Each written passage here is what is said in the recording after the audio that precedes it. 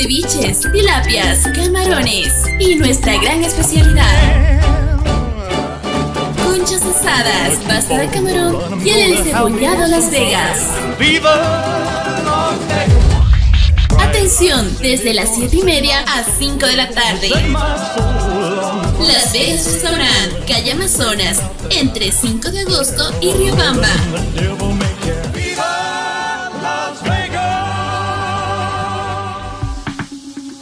Consorcio Jurídico de la abogada Soledad Cuesta. Asesoramos en aumento y disminución de pensiones alimenticias, divorcios, tenencia de menores, patria potestad, cobro de letras de cambio, tierras, penal, tránsito, creación de compañías y sociedades, acciones de protección. Informes 09 62 82 36 38. Abogada Soledad Cuesta Calle. Asesoría a nivel nacional. Consultora en liderazgo social y oratoria.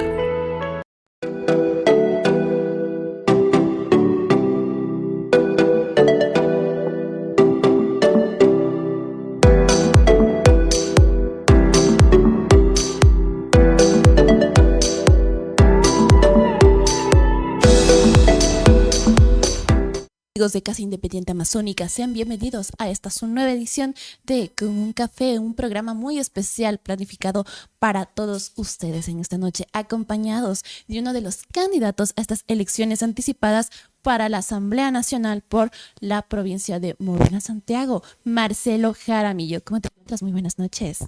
Hola, muy buenas noches. Qué gusto, muy contento, feliz de estar aquí en este espacio, en este medio. Gracias por la oportunidad. Y también un saludo cordial a toda esa bella ciudadanía de Morona, Santiago, en los 12 cantones que nos ven, que nos escuchan. Un abrazo fuerte para cada uno de ustedes. Claro que sí. Un tanto conversando acerca del perfil de Marcelo Jaramillo, ya lo vimos, figuró en las anteriores elecciones por parte de la Revolución Ciudadana. Esta vez vamos a postular también por la misma cartera política, por el mismo partido político. Sí, siempre. Yo creo que el tema de la política es, hay que respetarlo, hay que ser serio. Estamos cansados de los aventureros, de los camiseteros políticos que un día están en un partido, al otro día están en otro. Tal vez la política de los 90 o antes era así, pero la política actual ya exige o debe exigir una posición ideológica, una posición política más marcada, ¿no? Porque eso identifica lo que es la lealtad, la responsabilidad y la gratitud también hacia ciertas líneas políticas. Demuestra también conocimiento de lo que es la política, porque usted sabe, un candidato que va de una tienda a otra, de una línea a otra, de un partido a otro, demuestra que lo único que le interesa es su bienestar personal, no tiene una ideología o una postura política definida, solo le interesa llegar a un cargo para obtener algún tipo de beneficio personal. Entonces yo, personalmente, Marcelo Jaramillo Fernández Salvador, he sido una persona que cuando empezó en esta lid política en el 2021 lo he hecho en una línea política que ideológicamente me representa, ¿no? Y es la Revolución Ciudadana. Entonces, por ese lado siempre he estado aquí y creo que hay que tener lealtad e identidad política. Bueno, esto es bastante importante. Antes de empezar con todo lo que va a ser el tema de su candidatura, sería bueno puntualizar situación ideológica. Hablar de ideologías en estos instantes, en estos momentos, en esta nueva era, es bastante complejo debido a que realmente los mismos jóvenes no se identifican con ningún partido político, no se entiende acerca de ideologías, son los mismos candidatos que brincan de una cartera a otra y es un tanto complejo, es un tanto complicado hablar acerca de ideologías. Para Marcelo Jaramillo, ¿cómo se maneja esta situación? Mire, es indispensable entender lo que es una tendencia, una ideología política, ¿no? Porque eso te da identidad, eso crea realmente una posición de legitimidad ante la ciudadanía. ¿Por qué digo esto? Porque usted tiene razón en algo. La juventud o en esta época no entienden muy bien o no les interesa analizar lo que es la política en sí, viéndolo como una ciencia social que tiene la lógica del poder entre el que gobierna y el que va a ser gobernado. Pero creo que ahí también somos responsables los partidos políticos o los movimientos políticos, porque debería haber una escuela de formación política desde cualquier posición ideológica.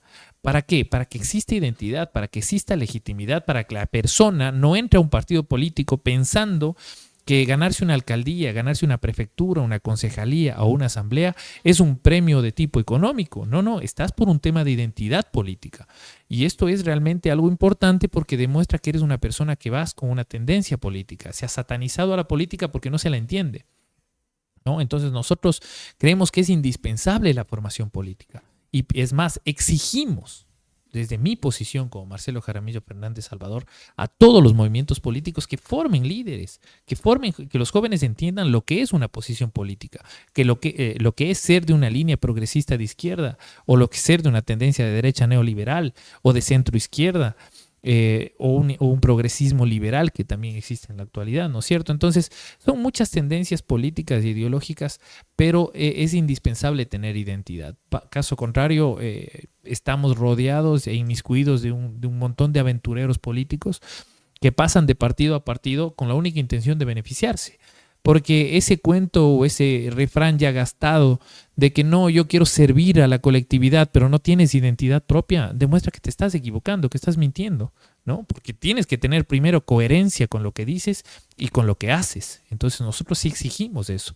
De mi parte, soy de los candidatos que siempre ha estado en una línea, que se ha identificado en esa línea, porque considero que es una línea que le hizo mucho bien a nuestro país en su momento, evidentemente siempre con algún error, con alguna falla, Un poquito hablemos acerca de ese siempre tema.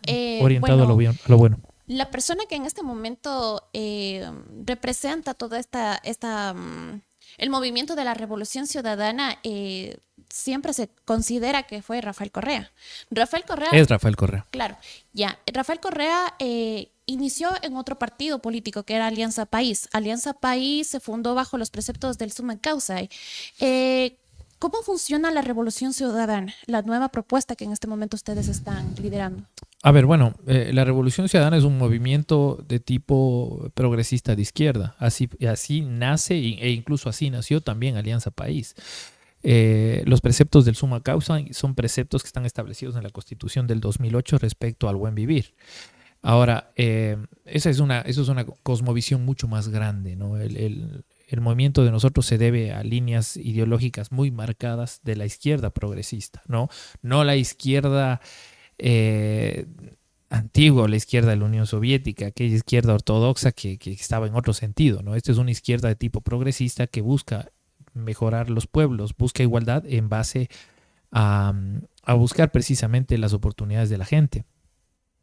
Pero, ¿qué es lo que pasó con nuestra tienda política? Nosotros en el 2017 tuvimos una candidatura de Lenín Moreno, y que entró Lenín Moreno, pero dentro de ese proceso, ni bien llegó al poder, pues empezó a gobernar con la derecha neoliberal de este país, y se sabe porque ahí están los videos y las fotos. Es más, la postura de él cambió, no gobernó con su plan de gobierno de la izquierda progresista, sino más bien con un plan de gobierno del candidato opositor, que era de Guillermo Lasso. Es por eso que son tan similares los gobiernos de Moreno y Lasso, ¿no? Son 4 años de nada y 2 años de nada, de no hacer absolutamente nada, de beneficiar a un solo grupo económico de este país.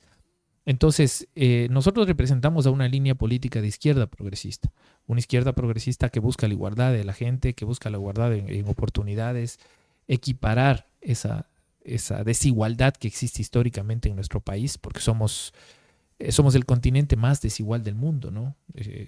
El 90% el 98% de la riqueza se encuentra en el 2% de la población.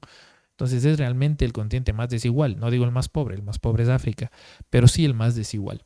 Entonces hay cosas que queremos cambiar desde la posición política, y para eso estamos, ¿no? Para eso peleamos electoralmente, para eso buscamos esos espacios, pero siempre desde una línea ideológica definida, y eso es importante que entienda la población.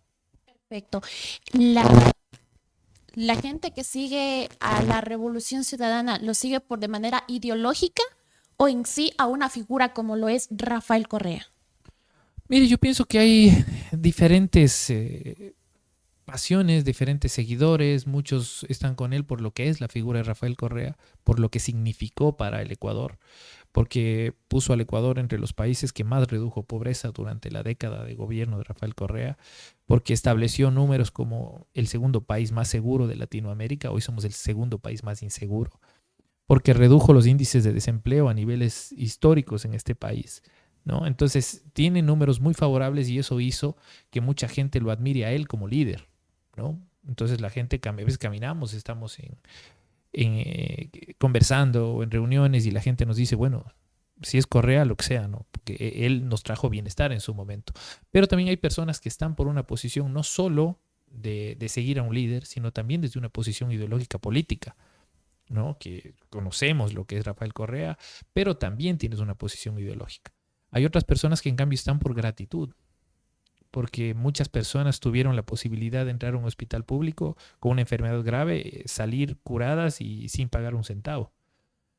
Muchos jóvenes que han sobrepasado lo que es la educación universitaria también tienen mucha gratitud a él porque pudieron estudiar en las mejores universidades del mundo, porque pudieron estudiar becados en las universidades aquí en el país, y es bueno que la gente lo sepa.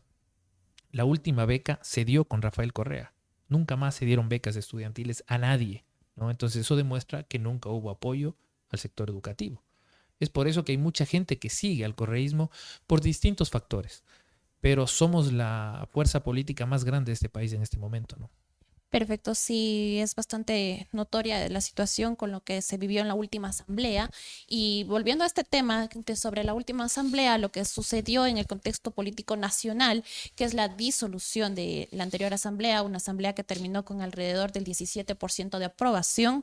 Y Menos. en estos instantes realmente se ¿tiene alguna esperanza en que la nueva asamblea que va a ser electa hay algún cambio, hay algún tipo de situación diferente? Hemos visto también que la anterior asamblea por parte de Lenín Moreno igual terminó con los mismos índices bastante bajos de aceptación. Sí, mire, lo que pasa es que hay un problema, ¿no? Y yo voy a plantearle una situación. Vivimos en un estado democrático, ¿no? En donde dentro de un estado democrático existe los pesos y contrapesos, ¿no? Poderes contra poderes. En este caso, el ejecutivo con el legislativo. Tiene que haber esa contraposición. Caso contrario, entramos en una dictadura. Entonces, lo importante aquí es entender que lo malo no es la asamblea. Lo malo es a las personas que escogemos. Porque al final nosotros terminamos escogiendo a los mismos de siempre. Y lo voy a decir de forma muy directa. En Morona, Santiago, tuvimos dos asambleístas que nunca los vimos, que no hicieron absolutamente nada por Morona, Santiago. Un puente, se han burlado en el puente del río Pano porque nadie ha hecho nada, cuando los asambleístas son los representantes políticos de la provincia. Entonces, el problema no es la asamblea, el problema es los representantes de esa asamblea. Hemos perdido la dignidad en la Asamblea Nacional.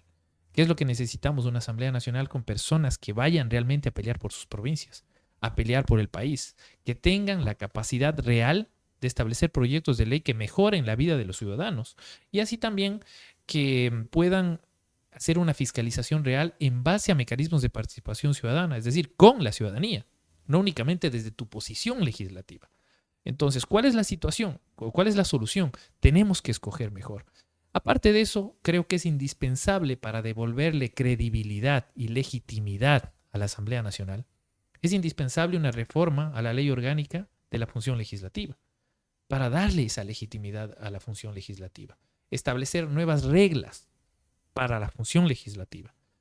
Se está analizando proyectos de ley respecto a que si debemos seguir en la unicameralidad o ir ya a una bicameralidad respecto a dos cámaras en la Asamblea.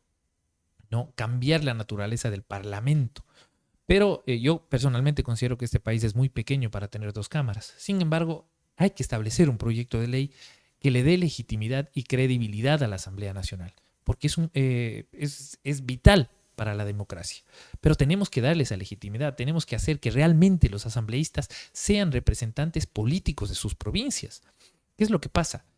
Que los asambleístas cumplen un rol bastante básico en la asamblea. No es posible que un asambleísta salga sin haber presentado un solo proyecto de ley. No es posible que un asambleísta que fue elegido por una tienda política o por una línea política ideológica, es decir, de izquierda, se venda a un gobierno de derecha solo por un regalo o por cargos en la provincia o porque te dan el CNE o porque te dan la judicatura o porque tienes control sobre ciertas instituciones. Debe establecer condiciones para ese tipo de asambleístas, ¿no? ¿A través de qué? De una reforma al Código de la Democracia. Hay que establecer muchísimas reformas, pero creo que hay que devolverle la legitimidad a la Asamblea. A mí me preguntaban, bueno, ¿qué opinas de la reducción de asambleístas?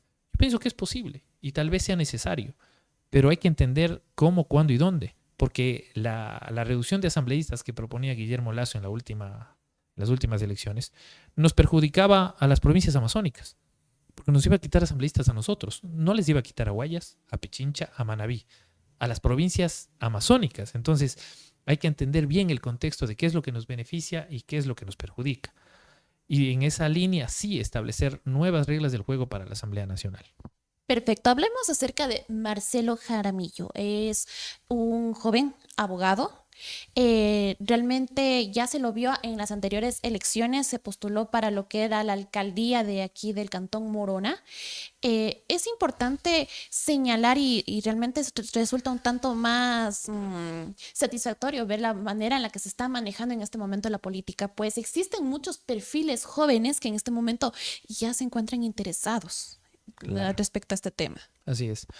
Sí, a ver, yo por circunstancias dentro del campo político, yo empecé esto en el 2021 con la candidatura de Andrés Arauz, pero continué este camino político, se me designó director de la Revolución Ciudadana acá en Morona, Santiago, y he seguido esta línea. Fui candidato a la alcaldía para las elecciones de febrero. Creo que eran las condiciones bastante adversas, difíciles por la estructura de un partido, por las condiciones del alcalde que estaba en funciones de ese momento, no tenía todas las posibilidades de reelección, es decir, las estructuras económicas muy, muy fuertes y poderosas, ¿no? Sin embargo, nosotros quisimos hacer una campaña de conocimiento, quisimos hacer una campaña honesta, una campaña digna, una campaña en donde no prime lo económico, sino las propuestas y la capacidad de los candidatos. Creo que hicimos un trabajo que significó adecentar a nuestro movimiento, mostrar una nueva cara de la revolución ciudadana, una cara, una cara honesta, una cara diferente, una cara que lo que busca es demostrar al ciudadano que se puede hacer una candidatura con propuestas, no con billeteras, no con dinero, no con amenazas o chantajes de tipo político. Entonces nos quedamos tranquilos con eso. La gente nos ha reconocido porque consideran que nosotros estuvimos bien, que ganamos el debate, que estuvimos en algunos eventos y que mostramos que teníamos el conocimiento y la capacidad en una propuesta seria. Pero los números son así, ¿no? Y la gente tiene, ese es el poder sagrado que tiene el voto, ¿no? Entonces esta vez se me ha pedido que afronte este reto a la Asamblea Nacional. He decidido aceptarlo porque creo que los seres humanos tenemos un momento en nuestras vidas que debemos tomar decisiones. Y si tenemos un proyecto, tenemos la capacidad y las ganas de luchar por tu provincia o por tu tierra, tienes que hacerlo. Siempre, en cualquier situación. Caso contrario, estaremos traicionando a nuestra gente, traicionando a nuestra provincia, a nuestro cantón, a lo que somos, a nuestra esencia. Entonces, por eso he aceptado este reto y estamos afrontándolo con mucha valentía, con mucha alegría también, muy contentos y satisfechos por el trabajo y por la reacción de la gente, ¿no? Perfecto. Un tanto acerca de su perfil profesional. ¿Quién es Marcelo Jaramillo? Bueno, a ver, yo desde lo profesional, ¿qué les puedo decir? Soy un abogado, aquí la gente me conoce, soy abogado, tengo una firma de abogados, una oficina de abogados en donde trabajamos algunas personas, me he dedicado al libre ejercicio. Sin embargo, durante casi 10 años fui servidor público y 4 años y medio fui director del Consejo de la Judicatura acá en Morona, Santiago. Antes de eso estuve un periodo de tiempo como director nacional de patrocinio en temas de la Secretaría Anticorrupción. Manejamos esos temas. Gracias a Dios tuvimos una actuación importante acá en la provincia, conseguimos 3 reconocimientos a nivel nacional desde el sector justicia y pudimos dejar una huella en lo que hicimos, ¿no?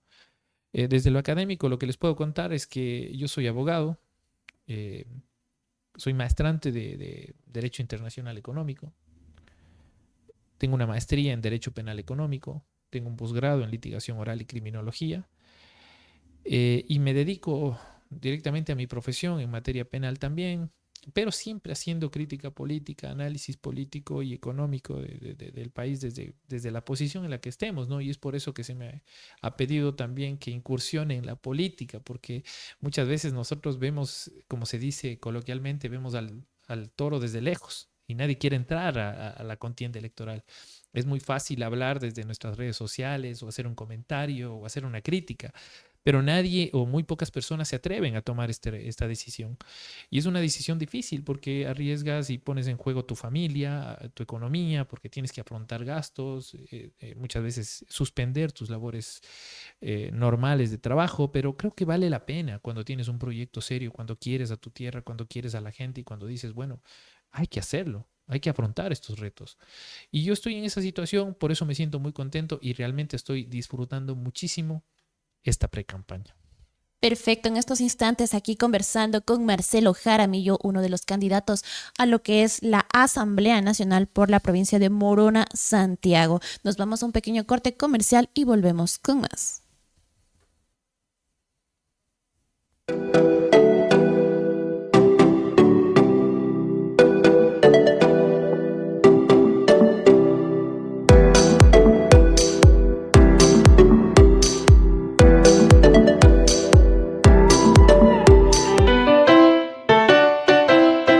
Las Vegas Restaurant, deleítate con lo mejor de la comida del mar.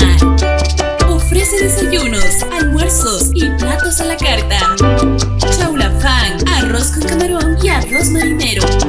Encebollados, sopa marinera, ceviches, tilapias, camarones. Y nuestra gran especialidad: conchas asadas, pasta de camarón y el encebollado Las Vegas. Atención, desde las 7:30 a 5 de la tarde. Las Vegas Restaurant, calle Amazonas, entre 5 de agosto y Riobamba.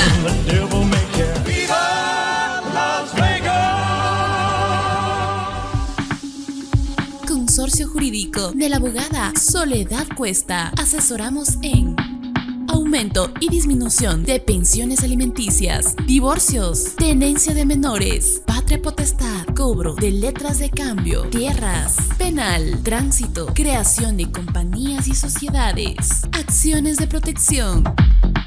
Informes 09 62 82 36 38. Abogada Soledad Cuesta Calle. Asesoría a nivel nacional. Consultora en liderazgo social y oratoria.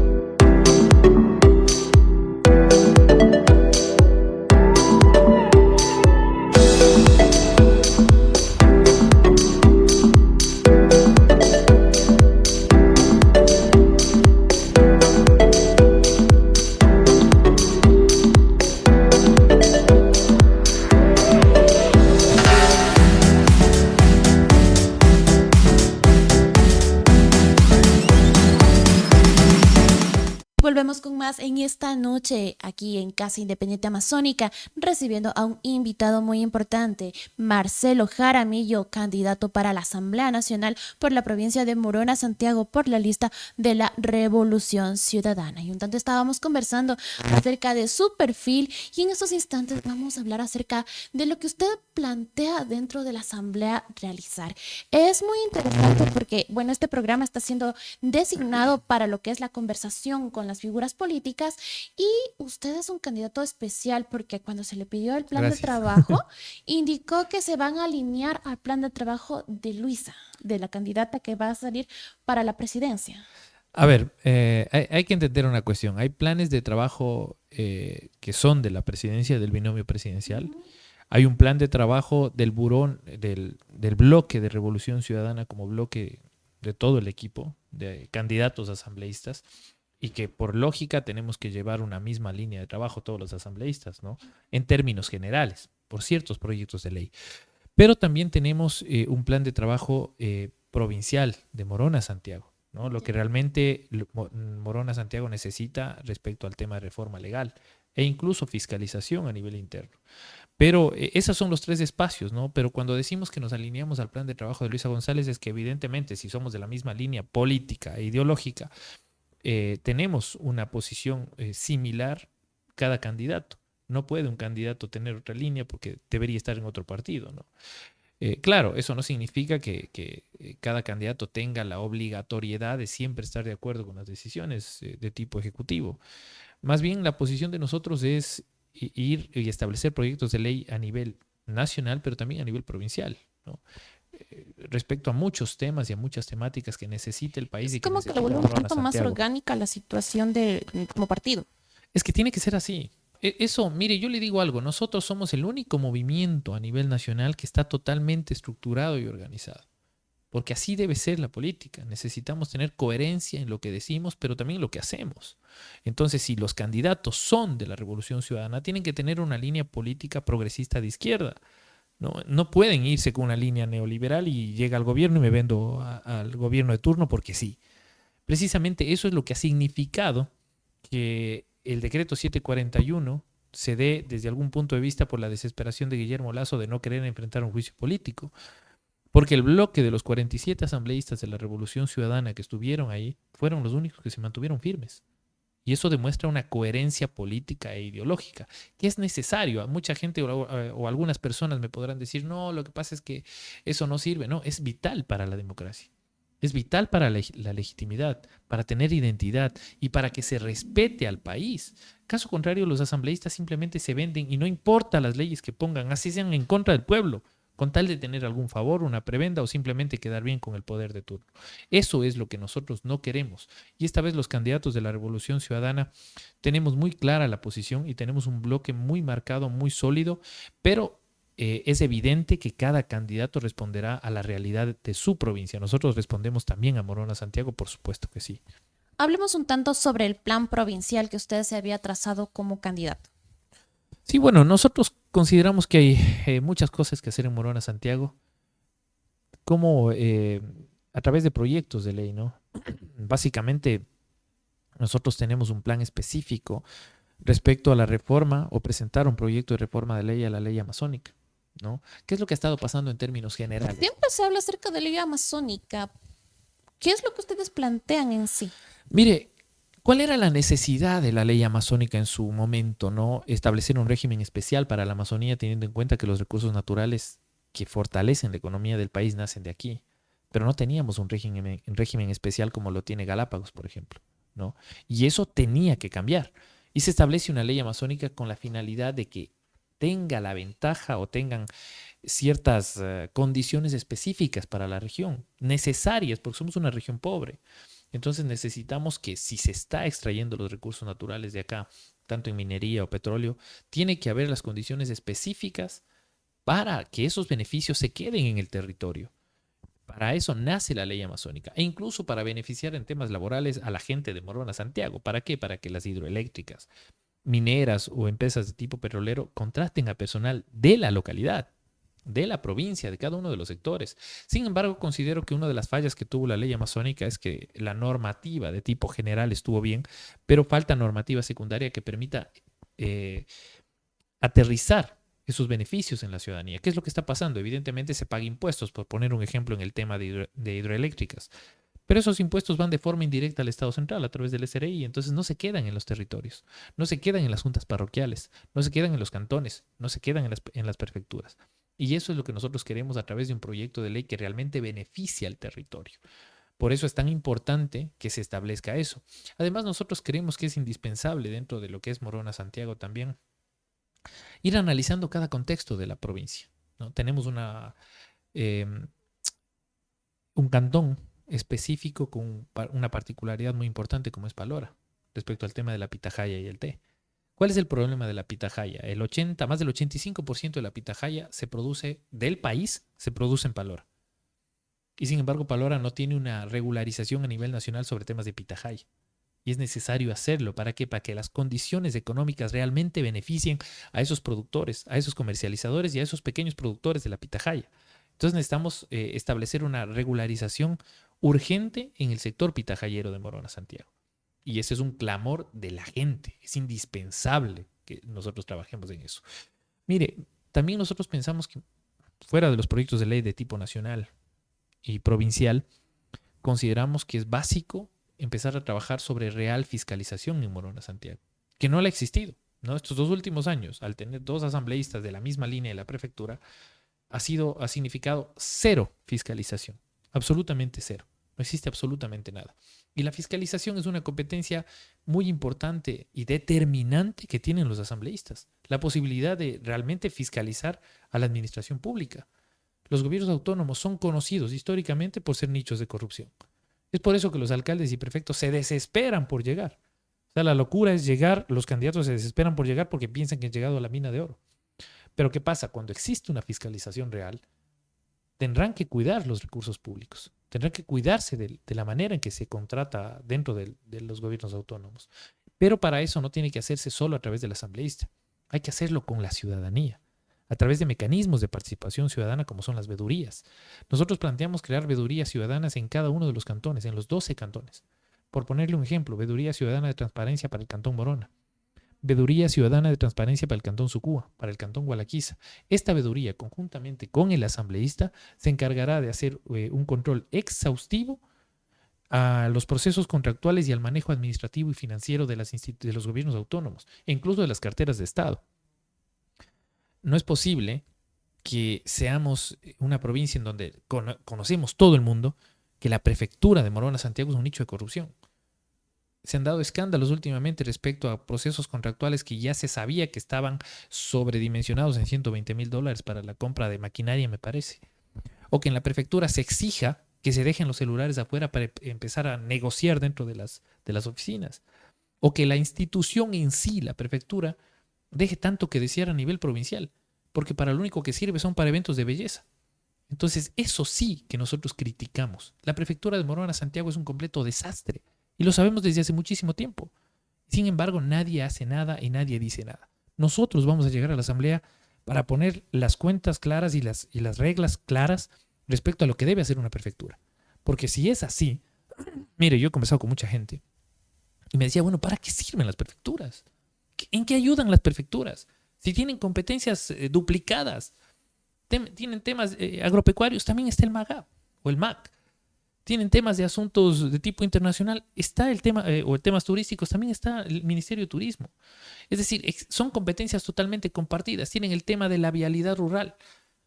Pero para eso está el EMETOP, aunque tenga la competencia específica de la troncal nacional.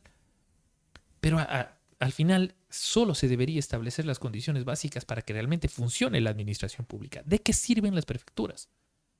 En la actualidad, muy pocas, ¿no? Por el tema de la ruralidad, que al final dicen, deben trabajar en la ruralidad, sin embargo somos la provincia más pobre del país. Entonces no tiene sentido. Eso, bueno, ya el análisis más profundo respecto a las prefecturas se lo analizaría dentro de una asamblea constituyente de plenos poderes, pero sí es una realidad que la vivimos y que el ciudadano de a pie lo dice en las calles, pero nunca tiene voz. Nadie repite nadie pelea por ese ciudadano, ¿no? Él solo está esperando ahí diciendo sí, y un montón de gente en la prefectura sin saber qué hacen, porque es una cantidad de gente. Mire los sueldos que tienen en la prefectura, más que las direcciones de tipo gobierno central. Ganan más que un director departamental, un director de educación, gana menos que un director en el Consejo Provincial. ¿Y qué hace el director del Consejo Provincial? Nada. Entonces realmente creo que hay que establecer las condiciones necesarias para ir cambiando la realidad del país, pero también de Morona Santiago. Y ahí entra otro tema que nosotros queremos proyectar dentro de nuestra asamblea o dentro de nuestra participación en la asamblea, que es una representación política real. Devolverle la dignidad a Morona Santiago en la Asamblea Nacional. Estos últimos 2 años han sido desastrosos. No hemos tenido representantes. Como hijos de Morona Santiago nos ha dado vergüenza, ni siquiera sabemos quién es el asambleísta, porque para lo único que se hacen famosos son para temas de corrupción. Los 2 asambleístas de Morona Santiago. Entonces, y ahora vuelven a pedir el voto, ¿no? Eso es lo más sorprendente, ¿no? Pero bueno, es parte de la democracia. Nosotros lo que queremos es realmente tener una representación clara, darle dignidad a Morona Santiago en la asamblea y que realmente Morona Santiago se sienta representado por asambleístas que vayan a pelear por ellos. Perfecto, un tanto también conversando respecto al panorama nacional, hablando acerca de las nuevas postulaciones que se están haciendo para estas elecciones anticipadas. Las elecciones plantean permitirles gobernar durante año y medio. En año y medio es suficiente tiempo para trabajar las propuestas que usted acaba de mencionar. Mire, Esta es una pregunta que me la hicieron la Cámara de Comercio de Gualaquiza, ¿no? Si es que alcanza el tiempo para establecer todo el proyecto político que tiene la Revolución Ciudadana, de incluso hacer presencia de Estado a nivel de territorio, ¿no? En todos los sectores. Por eso es que tenemos tanta delincuencia, porque no existe presencia de Estado. La realidad es que es un tiempo corto, por supuesto que sí. 1 año y medio no es suficiente para transformar al país, pero sí es suficiente para sentar las bases más importantes y urgentes que necesitan los ecuatorianos. Los ecuatorianos no pueden soportar más el tema de inseguridad. Hay que establecer un plan integral de seguridad entre todas las funciones del Estado emergente, pero más allá de eso, que exista presencia de Estado. ¿A través de qué? Del apoyo y la dotación permanente, es decir, aportar y fortalecer la institucionalidad pública de este país. ¿Por qué vivimos inseguridad? Por la destrucción y el desmantelamiento del sector público. Destruyeron el sector público. Existía un ministerio coordinador de seguridad que se encargaba de que coordinen todas las instituciones de seguridad. Y lo eliminaron. Eliminaron o destruyeron el sistema integral de seguridad de ECU 911. No funciona ahora. Casi no hay personal. Entonces, ¿cómo podemos exigir seguridad? Y nosotros necesitamos presencia del Estado ahí. Entonces, ¿qué es lo que nosotros planteamos dentro de este año y medio? Sentar las bases en 4 temas específicos. Seguridad, vialidad, porque está destruida la vialidad. Usted va a Gualaquiza y no encuentra huecos o baches, sino cráteres, el carro entra y sale. Así, parece una exageración, pero así es. Educación y salud. 4 ejes básicos en donde tenemos que invertir todo el esfuerzo y el recurso para en este tiempo devolver la estabilidad al país.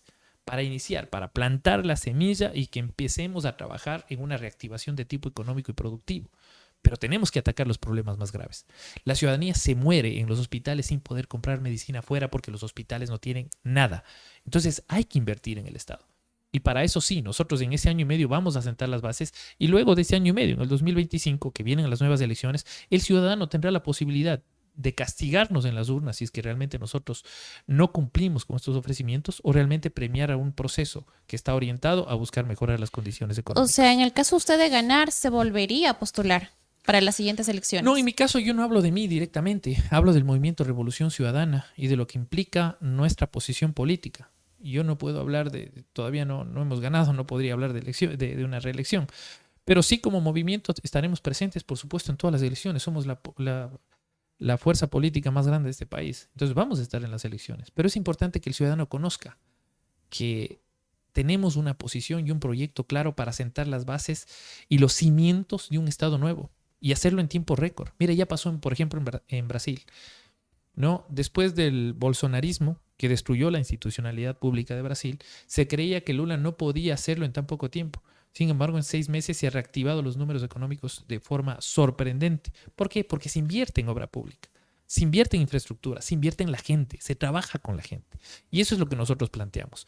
Y el ciudadano en las próximas elecciones tendrá la capacidad de decidir y de concretar realmente qué gobierno o qué línea de tinte político ideológico merece seguir en el poder y cuál no. Porque al final, 12 años estuvo Guillermo Lasso buscando la presidencia para no durar ni siquiera 2 años. Un gobierno totalmente fracasado e inepto que no pudo hacer absolutamente nada.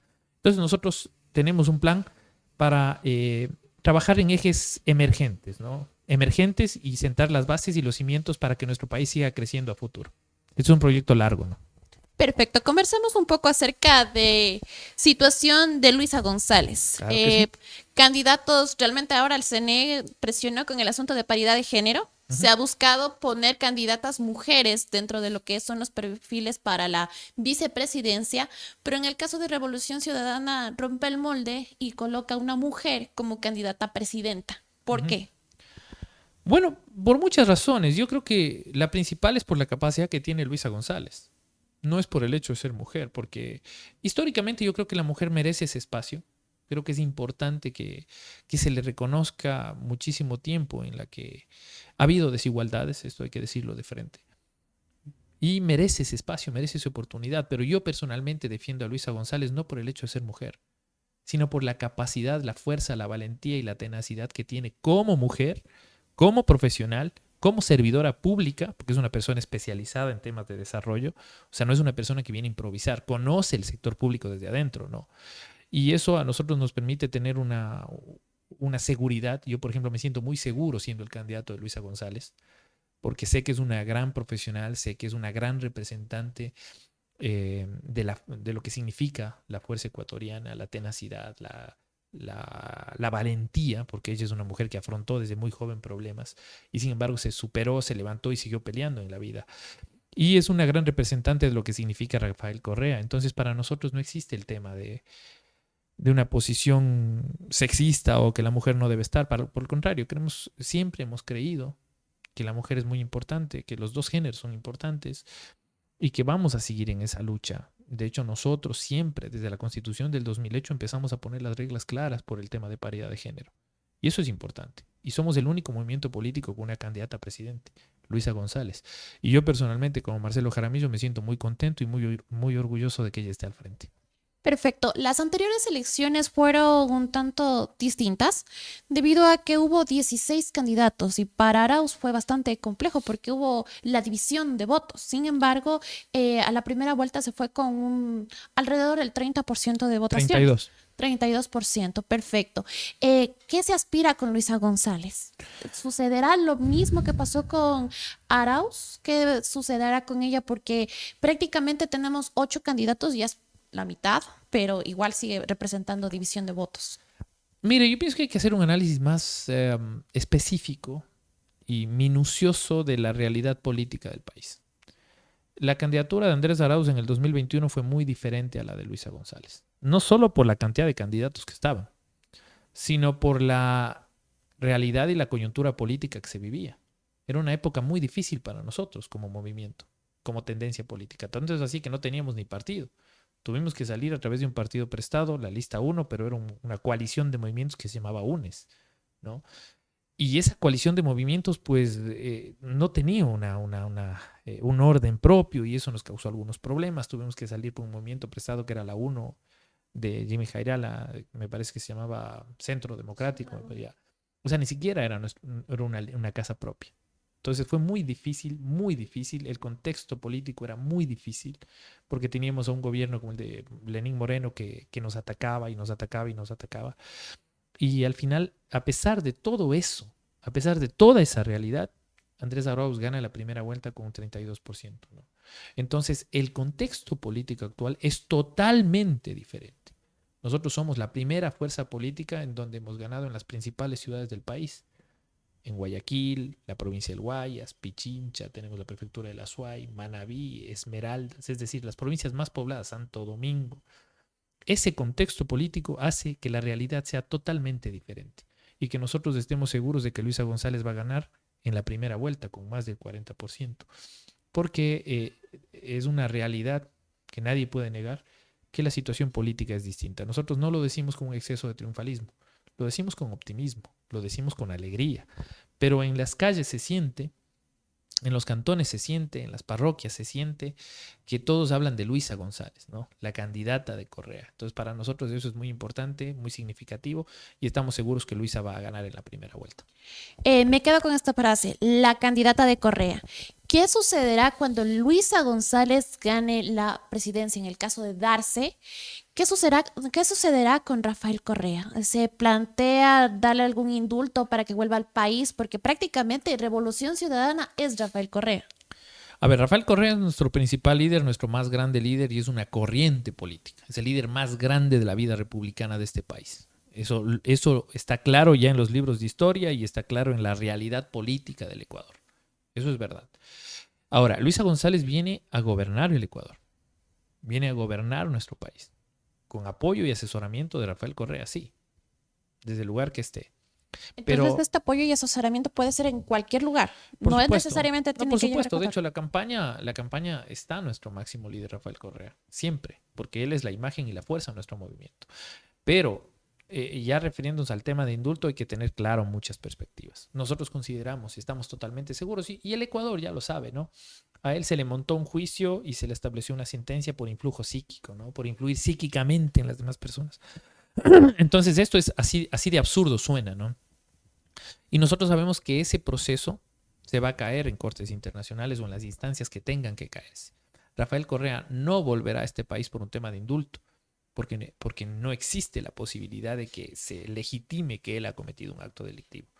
Es una persecución de tipo político, ¿no? Se utilizó a la justicia para perseguir al más grande líder de este país. ¿Con qué finalidad? Que no vuelva a ser candidato. Muy fácil, ¿no? Entonces, es tan simple como decir, no queremos que él vuelva, entonces hay que inventarle un juicio. Hay que sacar una sentencia en tiempo récord para que él no pueda postularse a las próximas elecciones. Al final esto se va a caer y él regresará con una sentencia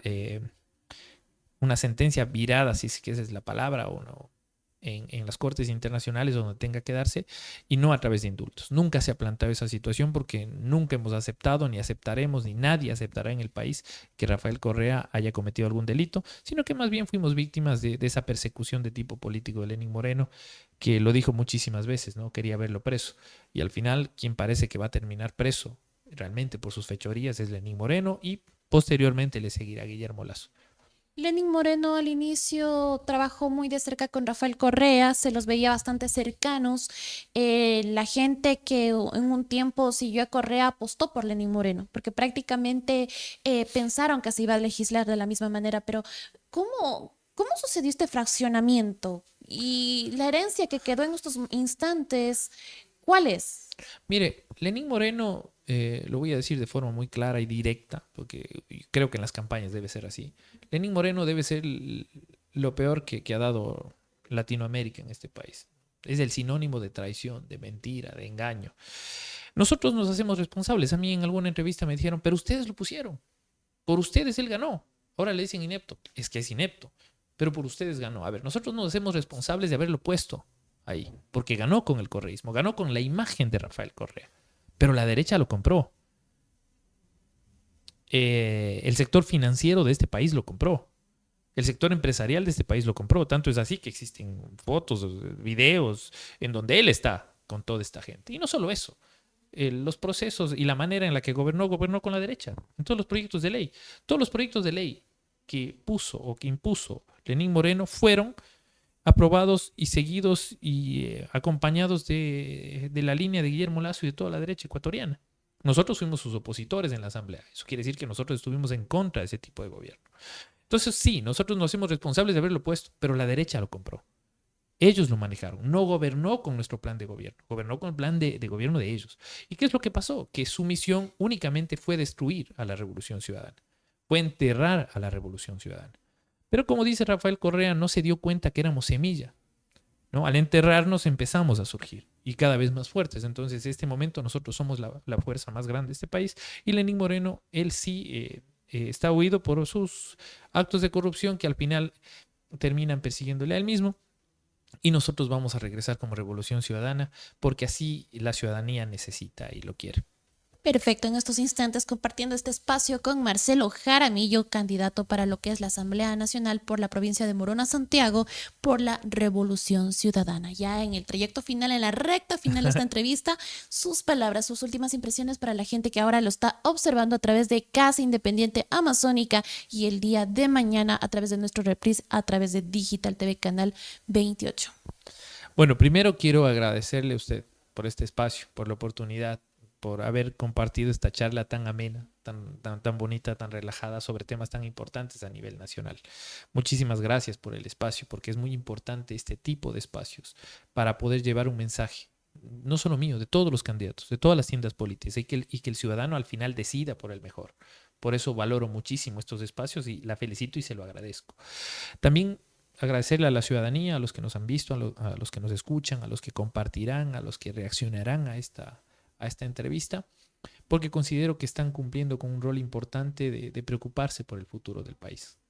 El 20 de agosto tenemos una oportunidad histórica de enmendar el rumbo destruido de dos gobiernos fallidos como el de Lasso y Moreno. Tenemos una oportunidad histórica de devolverle el futuro a nuestros hijos, a nuestra familia, a nuestra gente. Entonces yo lo que puedo decir a la ciudadanía es muchísimas gracias por ese cariño, por ese aprecio que recibimos en cada uno de los cantones, en cada una de las provincias, en todo el país. Muchísimas gracias. Seremos gratos con ustedes. Confíen en nosotros. Una gratitud eterna con cada uno de los ciudadanos y ciudadanas del Ecuador, de cada una de las provincias. Mi gratitud con ustedes. Un abrazo fuerte y bendiciones a todos. Queremos agradecerles por habernos acompañado en este su espacio a través de Casa Independiente Amazónica. Yo soy Elizabeth Cuesta y conmigo será hasta la próxima.